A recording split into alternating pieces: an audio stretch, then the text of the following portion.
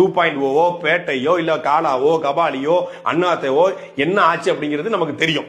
அப்ப இந்த 10 ஆண்டு காலத்துல குறிப்பா துப்பாக்கியில் தொடங்கி மாஸ்டர் வரைக்கும் மாபெரும் வெற்றியை கொடுத்தது விஜய் அவர்கள் தான். சமூக அக்கறை உள்ள ஒரு கலைஞன், சமூகத்தில் நடக்கிற அவலங்களை தன் படத்துல ஏதோ ஒரு வகையில காட்டணும்னு நினைக்கக்கூடிய ஒரு கலைஞன். இன்னைக்கு தமிழ்நாட்டுல மிகப்பெரிய ஒரு ஓப்பனிங் இருக்கு, மிகப்பெரிய ரசிகர் பட்டாளம் இருக்கு அப்படின்னா அது விஜய் அவர்களுக்கு தான். நான் வெளிப்படையாவே பேச விரும்புறேன். தமிழ்நாட்டினுடைய சூப்பர் ஸ்டார் அப்படிங்கிற பட்டம் ஒரு தமிழனுக்கு போவதில் என்ன சிக்கல்? எங்க எம்ஜிஆர் இருந்தாரு, அதன் பிறகு தியாகராஜ பாகவதர் இருந்தாரு, அப்புறம் ரஜினிகாந்த் இருப்பீங்க.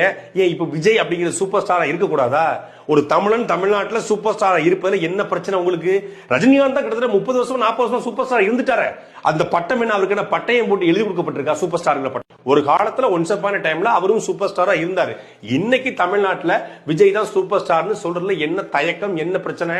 பிஸ்மியோருடைய அலுவலகத்துக்கு போய் நீங்க சண்டை போற அளவுக்கு உங்களுக்கு ரஜினிகாந்த் மேல போதை ஏறி போய் கிடக்கா?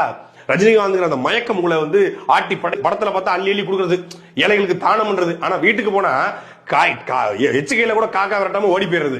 அப்படிப்பட்ட நடிகர்கள் தமிழ்நாட்டில் சூப்பர் ஸ்டாரா இருந்தது போதும். இன்றைக்கு தமிழ்நாட்டில் கார்த்தி, சூர்யா, விஜய்னு தமிழ் நடிகர்களை சூப்பர் ஸ்டாரா கொண்டாடுற காலம் வந்துருச்சு. அதுல இன்றைக்கு மாஸ் கிரௌட் இருக்கிற பெரிய இளைஞர் கூட்டம் இருக்கிற விஜய் தான் தமிழ்நாட்டுடைய சூப்பர் ஸ்டார். அதுல எந்த மாற்று கருத்தும் இருக்க முடியாது. இனிமேல் இந்த மாதிரி பிஸ்மி அலுவலகத்துக்கு போறது, அந்த அலுவலகத்துக்கு போறது, இது வேலையை விட்டுட்டு சுகர் மாத்திரை போட்டு பிபி மாத்திரை போட்டு ஒழுங்கா தூங்குங்க அங்கிள்ஸ். சாட்டை எடுத்து